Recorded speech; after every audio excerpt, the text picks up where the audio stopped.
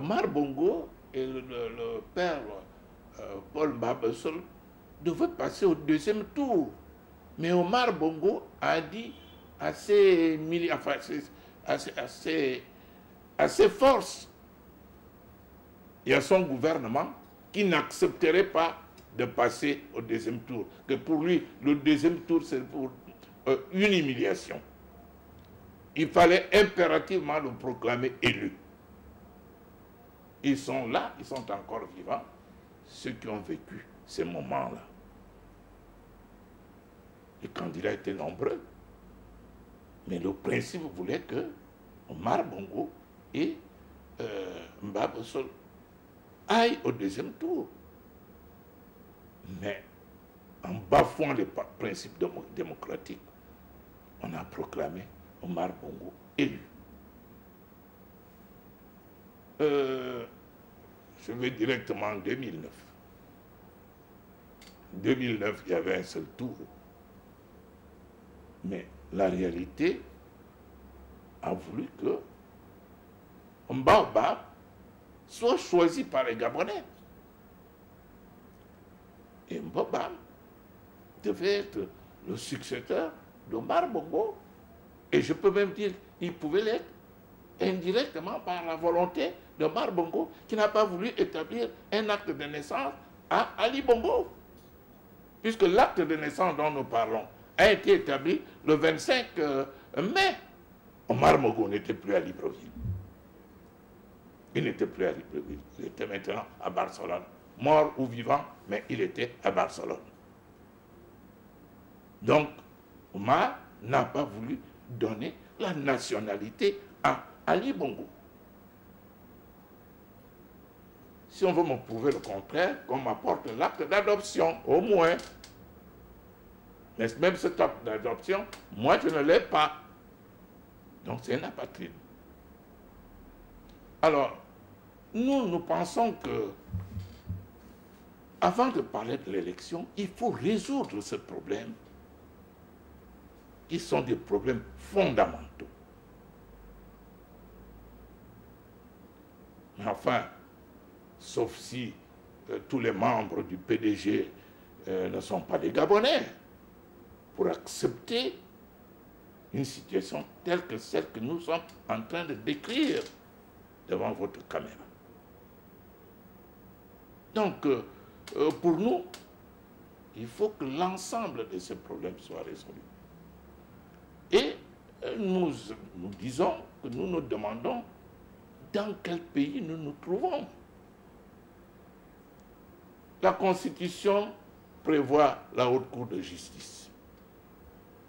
Et les membres de la Haute Cour de justice doivent être désignés par la présidente de la République, par l'Assemblée nationale, par le Sénat. 7 magistrats. Sur 13 ? 7 magistrats désignés par la présidente de la République au cours d'un conseil supérieur de la magistrature. Bon, vous-même, vous trouverez les expressions. Et le Sénat doit désigner ses 3 représentants, c'est-à-dire les 3 sénateurs. L'Assemblée nationale doit désigner ses 3 représentants, donc 3 députés, donc les 13. Mais quand le président Moukani a saisi le Conseil par le secrétariat général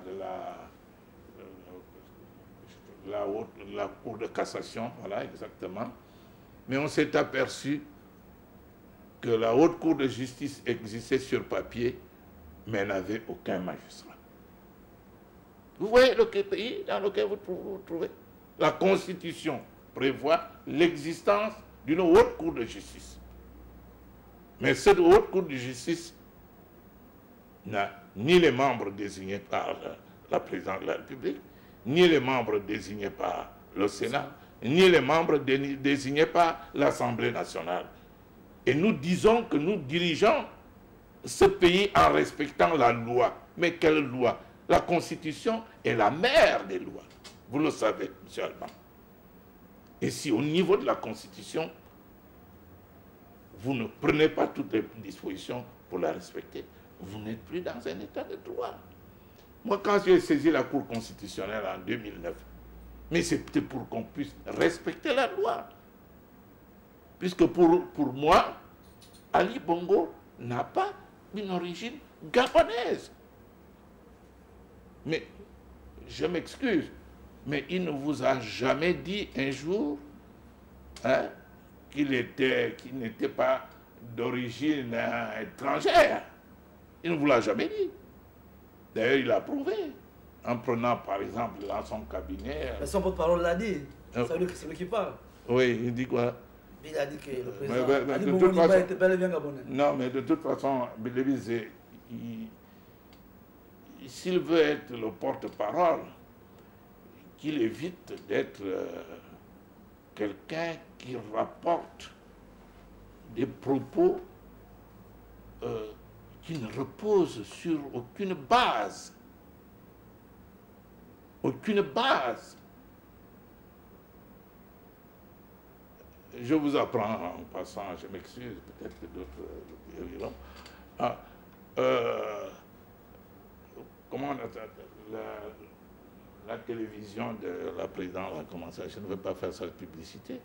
La publicité de la présidence? Oui, c'est comment on appelle ça encore? La presse présidentielle? Non, non, la télévision. Oh, mais je suis obligé de les oublier. Ils ont envoyé une équipe à Habitam avec un caméraman, payé des... Vous faites allusion à Téléafrica? C'est ça, c'est pas revenu, de toute façon. Alors, Téléafrica est allé interviewer plusieurs personnes. D'abord, les gens qui sont presque à côté de notre village. Il est parti au canton sud, un peu partout, pour faire dire aux gens que Luc Bengono était équato-guinéen. Équato-guinéen. Mais cet élément a été diffusé et a été même mis sur Internet. J'ai réagi sur TV+, mais je ne pense pas que plusieurs Gabonais aient suivi cet élément. Parce que bon, je n'ai pas voulu en faire une large publicité, parce que les gens pensent qu'en disant que j'étais équato-guinéen, ils me nuiraient, ils me porteraient préjudice. Bon, moi je ne sais pas si je vais aller en Guinée équatoriale aujourd'hui, si le président Obiang ne serait pas content de m'accueillir et que je passerai des meilleurs moments là-bas qu'à tenir les débats tels que ceux que nous tenons aujourd'hui. Donc, j'ai envoyé un huissier interroger, auditionner la plupart de ces personnes. Même la personne qui avait été censée avoir dit que j'étais équato-guinéen a nié de ne l'avoir pas dit. Il a nié de ne l'avoir pas dit. Il a dit que j'étais son beau-père. Il n'y avait pas de raison qu'il puisse dire que j'étais équato-guinéen, il savait que j'étais des bons. Il l'a déclaré devant un huissier. Malheureusement, cet homme, m'a-t-on dit il y a 2 ou 3 semaines, a quitté ce monde. Parce que les gens peuvent quitter le monde quand ils sont mis devant des situations qu'ils n'auraient jamais souhaité. Et que presque partout où il allait, les gens le lui reprochaient. Les gens lui disaient, mais enfin, Bongono, le petit-fils de Lanko Bian, même s'il n'y a pas l'histoire dans ce pays-là, Lanko Bian a été chef supérieur. Son autorité allait jusqu'à Mivoul, jusqu'à Koumassi. Lanko Bian était chef supérieur, c'est-à-dire qu'il était le chef des chefs des tribus pendant sa période. Lanko Bian a eu près de 70 femmes, mon grand-père. Mais il a eu mon père, un Sri Lanka. Et un Sri Lanka, en dehors des autres enfants, m'a donné la vie. Et je ne sais pas comment Télé Africa a pu penser qu'il pourrait affirmer devant le monde que moi j'étais équato-guinéen. Mais j'ai fait mes études en Kolomangwa, primaire, j'ai continué à OIM, j'ai fait mes études secondaires à Saint-Gabriel de Mouila, j'ai fait mes études au collège Bessieux. Je suis allé en France, je suis revenu ici et j'ai commencé à travailler au Trésor. Mais aujourd'hui, dire que Bongolan était équato-guinéen, il fallait l'étayer et il fallait apporter la preuve. Bon. Et moi, je souhaite que dans le débat que nous avons dans ce pays, il y ait une certaine hauteur. Nous ne passons pas à la télévision aujourd'hui pour insulter les gens. Non. Nous avons une responsabilité, celle de défendre la nation gabonaise. Nous sommes nés dans ce pays et nous avons la responsabilité de le défendre. Nous avons la responsabilité de l'aimer. Voilà pourquoi, quand on nous évoque aujourd'hui le problème d'une élection, on se dit dans quel contexte le groupe qui avait proclamé Ali élu en 2009 est toujours en place. Le groupe qui a organisé l'ensemble des opérations du PDG en 2009, une bonne partie est encore là, même si nous pouvons regretter le départ de Mme Rose Rugombe. Évidemment aussi en passant, je crois qu'il ne prenait peut-être plus part à toutes ces opérations, à tous ces débats. Le départ de Bouma, Augustin Bouma, le président Bouma, qui a été président de l'Assemblée nationale au temps du parti unique. Donc nous regrettons le départ, mais le reste de la classe qui avait monté cette opération, au détriment du peuple gabonais, je continue à le dire, est encore en place. Est encore en place. Et notre mission en tant que citoyen est d'apporter suffisamment de clarté pour que les Gabonais puissent prendre leurs responsabilités à tout instant et à tout moment. Monsieur le Président, si on revenait sur la question du fond, il semblerait que vous avez du mal à accorder vos violons et de taire vos égos pour désigner votre futur candidat, même si vous avez évoqué un certain nombre de paramètres tout à l'heure. Mais je crois que c'est une information qui n'émane pas de notre groupe. Nous avons au moins ces derniers temps évoqué la possibilité, même dès le départ, de choisir un candidat, mais il faut définir les critères. Il ne faut pas que un de nos membres se lève un beau matin pour nous dire « c'est moi maintenant le candidat ». Il y a plusieurs critères qui entrent en ligne de compte. Il y a plusieurs critères, je n'ai peut-être pas à les citer ici, nous ne les avons pas arrêtés. Nous voulons que cette opération se fasse dans la plus grande clarté et dans la plus grande discipline.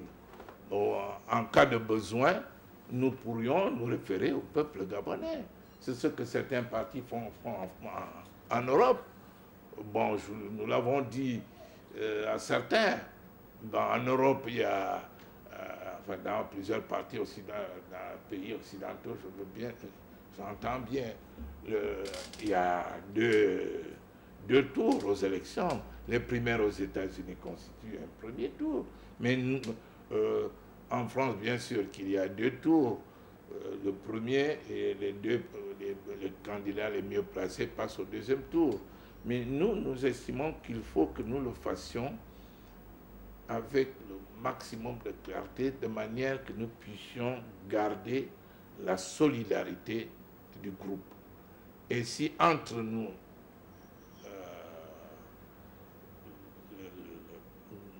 nous ne parvenons pas, il n'y a pas une entente sur un nom, nous aurons recours au peuple gabonais pour essayer de faire des primaires.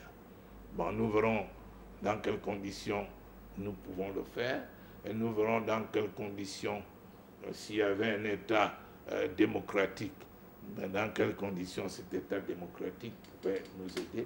Mais c'est un dossier que nous aurons à examiner. Ne vous inquiétez pas, nous voulons que le futur président de la République gabonaise jouisse d'une réelle légitimité. Voilà. On va rappeler à Yorush Moukani, après un peu plus d'une heure d'entretien, qu'on peut prendre également les téléspectateurs qui veulent poser des questions au président Luc Bengonossi, puisqu'il s'agit d'analyser l'actualité sur tout le territoire national. On va juste rappeler aux uns aux autres qui suivent l'émission à travers leur poste radio sur les 89.5 FM que vous pouvez composer le 06 40 02 10, 06 40 02 10, le 06 40 02 19, 06 40 02 19 et le 07 39 44 91, 07 39 44 91 pour apprécier l'actualité que nous analysons avec notre invité de ce soir qui n'est rien d'autre que le président Luc Bengonossi. Car vous savez que le climat sociopolitique dans notre pays, on peut dire plus ou moins délétère. Allô, bonsoir. Bonsoir. Apportez-nous votre question ou appréciez l'actualité avec nous. Nous avons comme invité le président Luc Bengonossi. Merci Alban. Je voulais féliciter le président de la réponse qu'il vient à peine de vous donner tout à l'heure. Parce que je sais que vous avez soif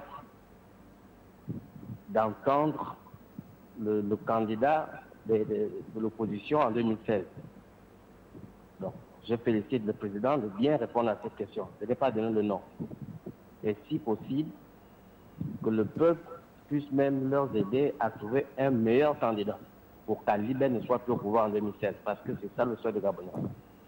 Alors, ça c'est le premier point. Le deuxième point, pourquoi, M. Alban, vous n'invitez jamais les PDG sur votre plateau pour que nous aussi, le peuple, on leur pose des questions tels que Billy Binté ou les stars ministre de la Santé, ministre de l'Éducation nationale. Pourquoi vous ne leur invitez pas sur votre plateau pour que les Gabonais leur posent des questions de ce qui se passe à l'heure actuelle? Merci. Merci pour votre participation à ce débat, surtout que vous êtes le premier intervenant de ce soir. Je voulais juste rappeler une seule chose, c'est que pour ce qui concerne M. Luc Bengonossi est bel et bien là, nous n'avons même pas adressé une invitation officielle. Il a suffi d'un coup de fil, nous avons pu avoir sur le téléphone, nous l'avons appelé et il a répondu positivement. Cette question, comme on appelle, la bureaucratie, mettons ça de côté lorsqu'on veut parler des questions de la République. Nous avons invité ces personnes dont vous citez, allez-y demander à n'importe qui. Ils ne sont pas venus, nous n'allons pas forcer les choses. Nous continuons à faire le travail pour lequel nous nous sommes engagés. Le président Luc Bengonossi, il est là, vous lui posez la question et vous connaissez son fond parler. Il n'y a pas eu de courrier officiel. Un coup de fil a suffi pour qu'il nous donne, qu'il nous confirme qu'il sera là avec nous ce soir. Maintenant, ceux qui pensent qu'il faut la bureaucratie, nous ne sommes pas encore à ce stade-là. Nous vous adressons une invitation, quelle que soit la forme. Ce qui intéresse les Gabonais, c'est que vous venez expliquer les choses dont nous voulons débattre. Peut-être, comme vous connaissez, le réseau, dites-nous la vérité, vont nous aider à voir ces gens-là aussi. Ce n'est pas interdit. Nous serons plus ou moins ravis. Nous ouvrons nos portes à toutes les personnalités ou les personnes qui pensent qu'ils peuvent apporter leur contribution à la nation gabonaise. On va prendre un autre téléspectateur, monsieur le président. Je vais y arriver pour peut-être vous transmettre les félicitations du premier téléspectateur qui pense que vous avez répondu correctement à la question concernant la candidature unique de l'opposition gabonaise pour les prochaines élections présidentielles. On poursuit avec notre intervenant, si Louis Moukani peut nous le permettre. Allô, bonsoir. Allô, bonsoir. Oui, allô, bonsoir. Vous pouvez intervenir, nous vous écoutons. Oui, j'appelle pour féliciter d'abord M. le Président Bengono pour le travail qu'il a bas sur le terrain. Allô? Nous vous écoutons, oui. Vous félicitez le président Luc Bengonossi pour le travail qu'il a bas sur le terrain, oui. Allô? Intervenez, nous vous écoutons, monsieur. Si vous nous suivez à travers le poste téléviseur, je vous Oui, j'appelle pour féliciter d'abord le président Bengono pour le travail qu'ils font sur le terrain. Ouais. Je leur dis de ne pas baisser les bras parce que le peuple gabonais compte sur eux. Nous sommes très déterminés à chasser ces imposteurs-là du pouvoir au Gabon. Qu'ils ne donnent pas le nom du candidat de l'opposition pour le moment. Juste rappeler qu'ils ne baissent pas les bras, qu'ils aient foi en nous, parce que le peuple gabonais est déterminé à finir avec le système émergent. Je vous remercie. C'est nous qui vous remercions pour votre participation à ce débat. Beaucoup de félicitations, monsieur le président. Merci, mais je crois que je reçois avec beaucoup de modestie ces félicitations et je pense que ce sont les félicitations qui sont également adressées au front auquel nous appartenons. On va prendre un autre intervenant avant de procéder à notre volet de notre émission. Allô, bonsoir. Allô, bonsoir. Bonsoir, monsieur. Si vous m'écoutez, éloignez-vous de votre poste récepteur pour qu'on puisse mieux apprécier la substance de vos propos. Ok, merci.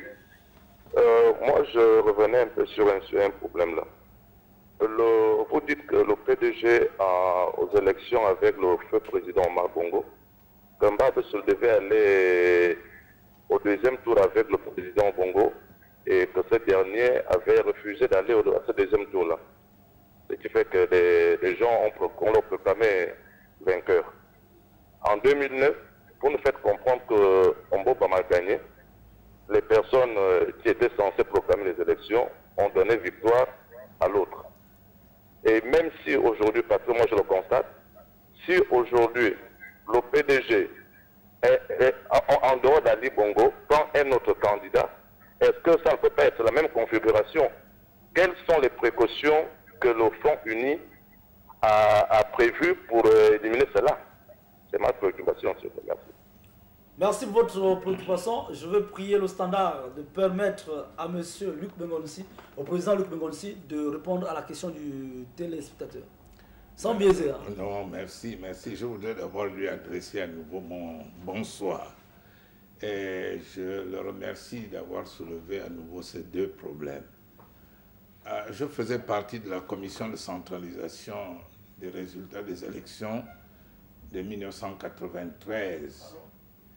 Et lors de la proclamation des élections, je sortais du ministère de l'administration du territoire à 20h. Et vers minuit, je recevais un coup de fil qui m'annonçait que Mbouboumé Yakou, qui était ministre de l'administration du territoire à l'époque, était en train de proclamer les résultats des élections. Alors que quand je partais du ministère de l'administration du territoire, le dépouillement n'était pas encore terminé. Et les éléments qui étaient à notre disposition nous permettaient à nous de prévoir un deuxième tour. Et peut-être que Mbabe se aurait pu gagner si on avait intégré la totalité des résultats de Libreville. Mais enfin, des éléments dont nous disposions prévoyait un deuxième tour. Donc, le jeudi soir, le président Mbouboumé, pardon, le ministre Mbouboumé, c'était lui le président de la commission, bien sûr, le ministre de l'administration du territoire, donnait les chiffres qui lui étaient imposés. Et je ne vous surprendrai pas. Le lendemain, nous avions repris les chiffres qu'avait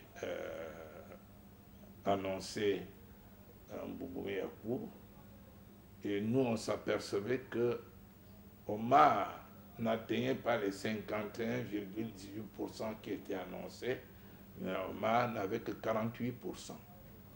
Peut-être entre-temps on a essayé de réajuster, mais nous avions adressé des communiqués à toute la presse française, mais qu'une presse française n'a repris ce document-là. Nous nous demandons pourquoi, parce que nous avons saisi RFI, nous avons saisi France 2, nous avons saisi pratiquement, on leur a envoyé des fax, et RFI, nous l'avons eu au téléphone. Nous nous sommes entretenus avec plus de 3 responsables de cette radio française, mais personne n'a fait écho du communiqué que nous avons diffusé, nous, c'est-à-dire les représentants de l'opposition à la commission de centralisation des élections. Et en 2009, non seulement nous avons contesté, moi j'étais candidat en 2009, je vous le rappelle, non seulement nous avons contesté les résultats donnés par la commission, nous avons saisi la Cour constitutionnelle, qui est logiquement chargée de donner des vrais résultats, Mais également, un documentaire de France 2 est venu confirmer que le gagnant de cette élection était un brave homme, un père son âme. Et ce qui prouve que ce ne sont pas nécessairement les résultats qui sont proclamés par nos commissions ou la Cour constitutionnelle, qui sont des résultats sortis des urnes. Et il faut que le peuple gabonais en prenne conscience également. Il y a un petit laisser-aller, on essaie de faire confiance aux membres des commissions comme si on pensait qu'ils ne pouvaient pas être corruptibles ou parfois s'ils ne sont pas corrompus. Mais il faut que le peuple défende son vote. Lorsque nous avons souhaité le retour au multipartisme, nous l'avons fait pour que ce soit la volonté du peuple qui s'impose. Nous savons et nous le regrettons que jusqu'aujourd'hui, la plupart des responsables qui ont été à la tête de l'État ne l'ont pas été par le choix du peuple gabonais. Je ne veux pas revenir sur des faits antérieurs, mais nous avons un fait présent et qui nous permet aujourd'hui de... Mais j'insisterai encore une fois sur le fait que le peuple gabonais doit veiller sur la valeur du bulletin de vote. Il faut que, quand on fait le dépouillement, vous y soyez. Que vous y soyez, en tout lieu et en tout temps. Et que la centralisation qui se fait au niveau départemental, elle se fasse concurremment avec les résultats que vous apportez. Que cela ne soit plus un travail remis à un petit groupe. Il faut que, avant que le petit groupe ne diffuse les résultats de sa conseil, qu'il compare ces chiffres avec les chiffres détenus par les différents représentants des candidats. Il faut que les différents représentants des candidats obtiennent directement de leurs représentants dans les bureaux de vote les chiffres qui ont été, qui sont sortis des dépouillements au niveau du bureau de vote. Parce que je ne vous l'apprends pas, je vais vous donner un exemple. Dans un bureau de vote, il y a une personnalité politique du PDG qui va voir le président du bureau de vote et qui lui dit, bon, quand vous allez rentrer en ville, vous irez avec le chauffeur de cette voiture et à mi-chemin, vous prendrez l'urne que vous aurez concoctée ici, vous allez jeter ça dans la rivière et vous garderez l'urne qui est dans la voiture. Je crois que le monsieur m'écoute. Vous gardez l'urne qui est dans la voiture et c'est cette urne que vous amenez à la commission départementale. Mais peut-on dire à ce moment-là qu'on respecte la volonté du peuple gabonais, le peuple souverain? Mais les gens semblent se battre seulement pour leurs propres intérêts. Nous souhaitons que ce système prenne fin. Qu'il prenne fin. Donc, en passant, nous faisons appel aux pédégistes également. Moi, je me suis toujours adressé aux Gabonais. Je m'adresse aux Gabonais qui ont la responsabilité de construire ce pays. Les pédégistes sont des Gabonais. Je l'espère du moins. Et ils doivent prendre conscience que leurs intérêts ne sont pas au-dessus des intérêts du peuple gabonais. Ils ont gardé le pouvoir pendant très longtemps. Les résultats sont là. Le Gabon n'est pas construit. Le peuple gabonais vit dans la pauvreté. C'est inutile de s'accrocher. Nous vivons des temps modernes. Il faut donner au peuple gabonais désormais la possibilité d'exercer pleinement sa souveraineté. Je vous remercie. Mais Monsieur le Président, excusez-moi de vous titiller, mais parmi ces pérégistes, il y en a qui sont avec vous dans l'opposition. Non, ils ne sont plus. Qui sont devenus... Oui, oui. Ils n'ont plus les tâches nues, hein. Oui, mais écoutez, c'est pas à moi. Et aussi, qui ont aussi enfoncé ce pays là où nous sommes aujourd'hui. Donc vous comprenez que de tous les côtés, on retrouve les mauvais et les bons. Mais de toute façon, aujourd'hui, nous nous appelons le front. Et quand nous nous appelons le front, nous espérons que les gens ont oublié leur étoffe du PDG. Alors donc, me dire qu'ils ont été, certainement, mais j'espère au moins qu'ils veulent le changer. En espérant qu'ils sont et qu'ils ont compris, surtout, que c'est l'intérêt du peuple gabonais qui doit primer les intérêts individuels et les intérêts égoïstes. Je crois qu'ils l'ont compris. Et nous nous battons, nous, depuis 1981, à le faire comprendre au peuple gabonais. Monsieur le Président, où en sommes-nous avec la question des armes qui ont été retrouvées sur une île près de Libreville, où certaines langues, à tort ou à raison, accusaient l'opposition d'être à l'origine, si vous me permettez, de cette situation? Je tiens à vous remercier. Je n'aurais pas dû répondre à une telle question. Mais j'ai même l'impression que à certains moments, certains dossiers deviennent ridicules. Ridicules parce que si l'opposition va commander les armes, il ne va pas commander 5, 10 petits colis. Bon, certains ont demandé qu'on nous apporte ces armes. Comme les armes ont des références et que nous voyons ces références et qui peuvent nous permettre de trouver le fabricant et que le fabricant nous dise à qui il les a vendus. Moi, pour le moment, je suis avec plusieurs opposants, mais sauf si ils le font à d'autres niveaux. Mais je ne les vois pas pour le moment évoquer le problème des armes. Je vous ai dit qu'on veut diaboliser l'opposition. On veut diaboliser, on veut faire croire à tout instant que l'opposition est en train de pouvoir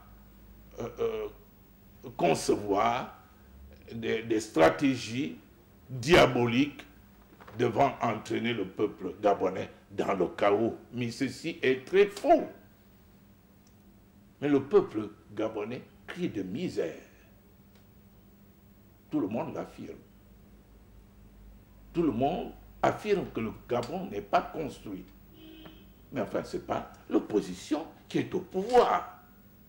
Même si certains opposants aujourd'hui étaient au pouvoir hier. Mais moi, quand je parle là, je vous demande toujours à tout instant, donnez-nous le pouvoir. Et vous allez voir comment nous allons construire le Gabon avec vous. Mais enfin, pourquoi vous pensez que certains d'entre vous sont, ont, je peux dire, une intelligence supérieure à celle des autres? Pour que ce soit les mêmes qui estiment être à la tête des autres. Non. Les gens ont été au PDG. Je peux dire, si on regarde bien, certains donnent la preuve d'une certaine intelligence. D'autres donnent la preuve d'un certain courage. Hein? Et ces éléments sont nécessaires pour que nous puissions reconstruire ce pays. Voilà pourquoi je dis aux autres que nous pensions d'abord à ce pays, au Gabon. Ceux qui hier ont pu avoir des moyens, Alban, excusez-moi, mais je le regrette, la plupart des Gabonais qui ont eu des moyens n'osent pas nous ouvrir des grandes sociétés import-export. Hein? des grandes usines. Je voyais à une époque au Cameroun, certains qui avaient eu suffisamment de moyens ouvrir des grandes brasseries. Non seulement pour augmenter leur capital, augmenter leurs revenus, mais également pour offrir aux Camerounais des emplois. Mais je me demande si nos amis qui ont été au pouvoir hier et ceux qui sont aujourd'hui voient ce qui se passe dans ce pays. L'économie gabonaise est désormais entre les mains des non-gabonais. Ce n'est pas de la xénophobie, c'est la réalité. Vous voulez manger du pain, vous allez à une boulangerie gérée par soit un Mauritanien, soit un Marocain, soit quelqu'un, soit un Libanais. Et lorsqu'il est vendredi, lorsqu'il est 13h, lorsqu'il est 13h, il est difficile de s'approvisionner.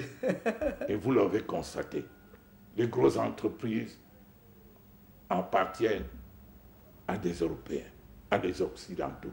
D'ailleurs, aujourd'hui également, certains Libanais et d'autres du Maroc réussissent à ouvrir de très grands magasins.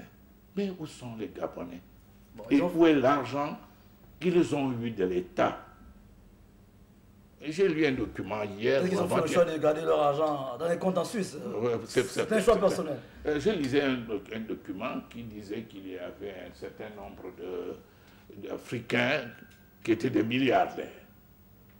Mais ils préféraient transférer ces fonds dans les économies occidentales pour améliorer la prospérité de ces États. On va prendre un autre téléspectateur. Allô, bonsoir. Allô, bonsoir. Allô, bonsoir. Voilà, une fois que le téléspectateur est parti, peut-être rappeler aux uns aux autres qui prennent l'émission en cours que nous recevons sur ce plateau le président Luc Bengonsi, avec qui nous décryptons ou analysons l'actualité dans notre pays. Comme je l'indiquais, vous savez que depuis un bon bout de temps, le climat sociopolitique est délétère. C'est pour cela que nous invitons les uns les autres, peut-être qu'ils peuvent nous apporter des solutions, comment essayer de détendre l'atmosphère suite à ces différentes situations que nous observons dans notre pays. On va peut-être aller avec ce téléspectateur si la régie nous le permet. Allô, bonsoir. Allô, bonsoir. Allô, bonsoir. Voilà, on me fait signe qu'il est parti. Monsieur le Président, vous avez parlé. Allô. Allô, bonsoir. Oui, bonsoir. Intervenez, nous vous écoutons. S'il vous plaît, je vous félicite d'abord parce que vraiment je suis l'émission de paix. Les Gabonais ne sont plus dits aujourd'hui. Tout ce qu'on peut dire, trouver les armes et tout, nous on ne considère plus ça parce que nous souffrons. On souffre quand ils disent ça à la télé. Est-ce qu'il pose la question à Combessi que tu as mangé notre argent, remets-nous l'argent? Les Gabonais souffrent. Nous souffrons. On pleure. Même nous les femmes, on veut rester nus un jour. Je demande à l'opposition de faire un effort. Nous sommes derrière eux. Nous sommes derrière eux. Il n'y a plus un Gabonais qu'on peut mentir à la télé. Tout ce qu'on dit, le PDG va dire là, c'est zéro. Le PDG ne garde que ses amis qu'il a donné l'argent. Les illettrés, qui ont aujourd'hui des millionnaires. Donc, nous, on est fatigués. Nos enfants ont appris. Ils sont partout. Aujourd'hui, là, nous, on veut un vrai Gabonais. Un vrai Gabonais qui peut penser à tout autre. Je remercie aussi M. Luc. Merci beaucoup. Au revoir. C'est nous qui vous remercions pour votre participation. C'est plus une contribution. On va peut-être prendre notre téléspectateur. Allô, bonsoir. Allô, bonsoir. Bonsoir, monsieur. Vous pouvez intervenir, apportez-nous votre part de vérité. Oui, excusez-moi, je reviens pour une fois de plus. Allez-y. J'avais posé une question au président Luc Bengonsi je n'ai pas été satisfait de sa réponse. Pouvez-vous la réitérer, je vous en prie? Oui, la question était la suivante. À l'époque du défunt président Bongo, il y a eu un problème avec Mbabe Seul. En 2009, Mbabe devait prendre les élections. Moi, je vais poser la question de savoir, en 2016, si les PDG, hormis que c'est à dire qu'ils sont encore à la candidature, et que le PDG choisisse un autre candidat, qu'est-ce que l'opposition prévoit pour ne pas arriver à des mêmes situations? C'était ma question. Merci pour votre question, Monsieur le Président. Oui. Vous avez la parole. Oui, je tiens à le remercier et je tiens également à féliciter sa pertinence. Mais ce qui est sûr, c'est qu'il n'appartient pas seulement à l'opposition de veiller à ce que l'élection se déroule dans la transparence, la régularité et la crédibilité. Il appartient aux institutions de la nation. Il appartient aux institutions internationales qui tiennent à la démocratie. Il appartient également au peuple gabonais.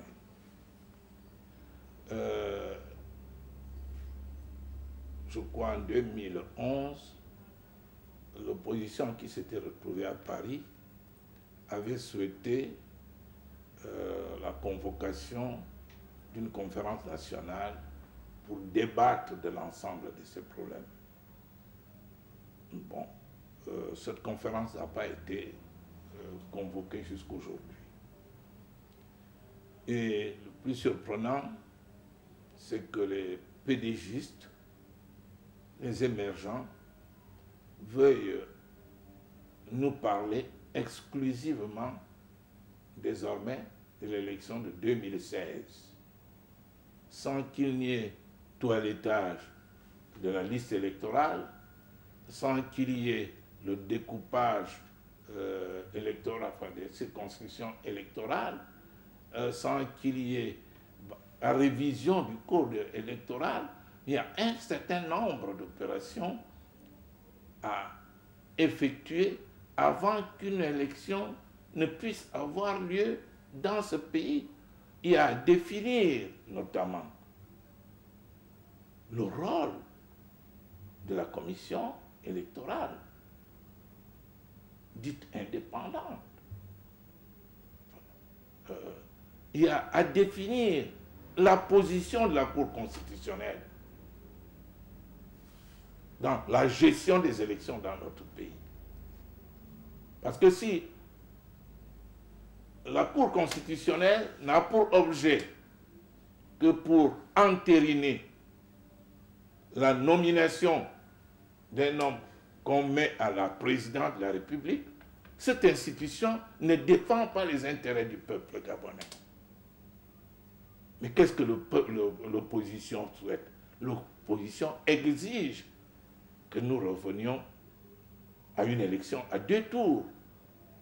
L'opposition exige que, encore aujourd'hui, je vais vous faire une discrétion, puisque au cours de notre rencontre d'aujourd'hui, nous nous sommes aperçus que le gouvernement émergent, depuis 2 ans, ne révise pas la liste électorale. Vous êtes resté à fond, Monsieur le Président. Vous êtes complice? Peut-être si vous voulez, mais nous disons que le gouvernement est un gouvernement défaillant. Défaillant, malgré toutes les déclarations que les uns et les autres peuvent faire. La révision de la liste électorale revient au ministère de l'Intérieur, revient au gouvernement, revient à l'État. Mais ne pas le faire, c'est que cet État, ce gouvernement est désormais défaillant. On veut utiliser le gouvernement aujourd'hui comme si on était à un marché où les gens se discutent. Oh, tel a dit ceci, tel n'a pas dit ceci, tel... Non! Le gouvernement a l'obligation d'élever le débat. Allô? On va prendre le téléspectateur. Allô, bonsoir. Bonsoir. Vous pouvez intervenir. On va demander à Rouch Moukami de nous accompagner de temps en temps avec les images. Oui, allô. Allez-y, intervenez. Oui, je voudrais revenir à la précédente question qui vient d'être posée par l'auditeur de la société. Il est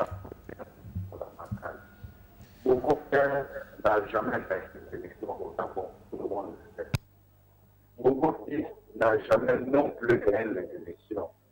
Alors, il a posé un problème clair. Déjà, il ne s'agit pas d'arriver à la proclamation des résultats d'une élection. Il s'agit d'abord de voir ce qui doit se passer avant les élections. Moi, je voudrais donc dire au président Mongossi que si déjà Ali Bongo se présente en 2016, il va encore passer en force, comme il a fait en 2020. Pourquoi je le dis? Parce que déjà, il est seulement de défense. Nous faisons un blocage pour qu'il ne se présente pas. Si j'aurais maintenant le PDG présent, un autre candidat, et dans ce cas-là, pourquoi on est dans la même méthode? Il se répète ça. Mathieu, qui se nourrit de sang et de mensonges, et que les gens ne sont pas pour ce système. Ça, c'est la première question. Est-ce que vous pouvez réitérer votre première question, je vous en prie? Est-ce que vous pouvez réitérer votre première question? Que le standard demande aux téléspectateurs de réitérer sa première question, car la communication n'est pas très fluide. Oui, la communication n'est pas... S'il peut réitérer la première question. Oh, malheureusement, il est parti. On espère qu'il reviendra, car il pourra, lorsque vous avez la possibilité de rappeler, et le président du Congo aussi se fera le plaisir de répondre à vos questions, car il n'a pas de choix. Posez la question et répondre. On va prendre un autre intervenant. Allô, bonsoir. Allô, bonsoir. On sait que vous êtes nombreux à vouloir participer, mais on a quelques minutes qui nous restent. Allô, bonsoir. Allô, bonsoir. Allô, bonsoir. Bonsoir. Apportez-nous votre préoccupation ou votre appréciation des différents sujets que nous abordons sur ce plateau. Moi, je voulais poser une question à M. Luc Bongonti qui a fait. Est-ce qu'ils seront prêts à aller aux élections pendant que le président de la Sénat est du Parti démocratique gabonais, pendant que le président de la Cour constitutionnelle est du Parti démocratique gabonais? Pensez-vous que vous pouvez aller aux élections présidentielles et gagner le PDG? C'est une question que je voulais poser. Merci pour votre question. C'est vrai que ça rejoint un peu la préoccupation de celui qui est intervenu avant vous. Monsieur le Président, peut-être rapporter encore une fois de plus sur les mêmes réponses. Oui, mais je crois que je retournerai la question à nos téléspectateurs. Bon, si Ali Bongo est candidat en 2016, si le PDG présente un autre candidat en 2016, si nous avons à la Cour constitutionnelle les mêmes conseillers, et si nous avons à la Sénat les mêmes équipes, et si nous avons au ministère de l'Intérieur les mêmes responsables, que feriez-vous? Nous ne sommes pas les seuls Gabonais. Nous sommes tous des Gabonais. Que feriez-vous devant cette situation? Okay. Je pense que la question vous est posée parce que vous êtes le leader. C'est vous qui... Mais le leader... conduisez le bateau. Non, mais on est leader. Nous avons déjà suffisamment exprimé notre position. Déjà au cours de la déclaration du 18 juillet. Regardez, on va revenir avec monsieur le président, excusez-moi de vous interrompre. Allô, bonsoir. Allô. Intervenez, nous vous écoutons. Que le standard demande aux téléspectateurs d'intervenir car nous le recevons. Oui, allô. Allô, bonsoir. Je revenais un peu parce que là je ne comprends plus rien. Si le président Bongo nous renvoie la question, c'est que je me dis qu'ils ne savent pas exactement ce qu'ils font. Parce que vous ne pouvez pas aller à une bataille connaissant déjà le résultat de cette bataille-là. Donc mieux vous n'êtes pas c'est pas mieux d'entraîner des Gabonais dans ce combat. C'est un peu ma préoccupation. Hein. Ok, merci. C'est nous qui vous remercions pour votre participation à ce débat, Monsieur le Président. Oui, je voudrais préciser aux téléspectateurs que le combat que nous menons est la recherche de l'exercice de la souveraineté par le peuple gabonais.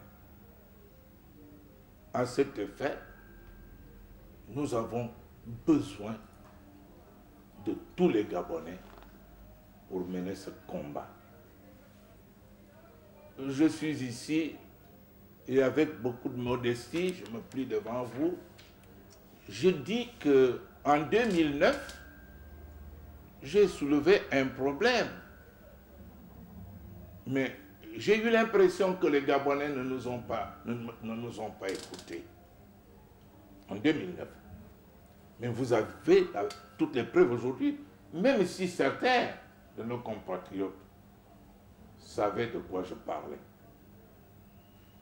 Mais vous allez continuer à nous faire comprendre. Nous posons un certain nombre d'actes. Il vous appartient à ce moment-là de nous suivre. Nous le disons aux PDGistes, nous le disons aux Gabonais. Allô?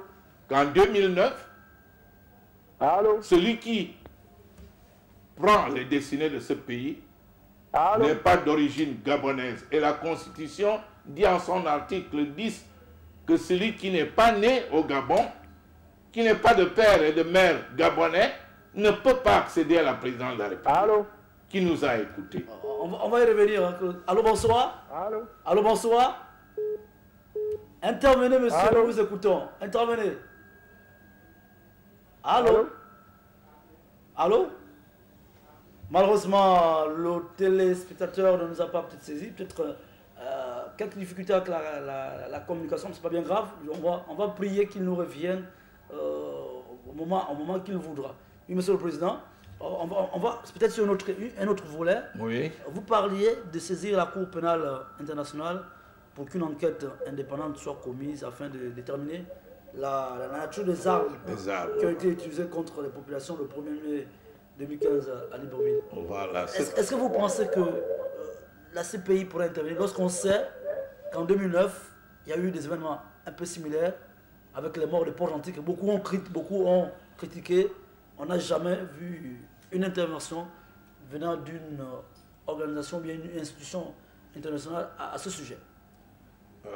Je vous remercie et je crois que le rappel de ces faits suscite en nous des préoccupations. Non seulement le dossier de Port-Gentil avait été adressé à la CPI, mais nous aussi, nous avons adressé le dossier des crimes rituels à la CPI. Et à notre humble avis, puisque nous n'avons pas eu de retour jusque-là, la CPI n'a pas réagi. Nous nous demandons à quel moment cette CPI intervient. Est-ce qu'elle intervient quand il y a les génocides, quand il y a des massacres, alors que nous osons attirer son attention, nous avons l'appelé au secours du peuple gabonais, et jusqu'aujourd'hui, nous nous apercevons que c'est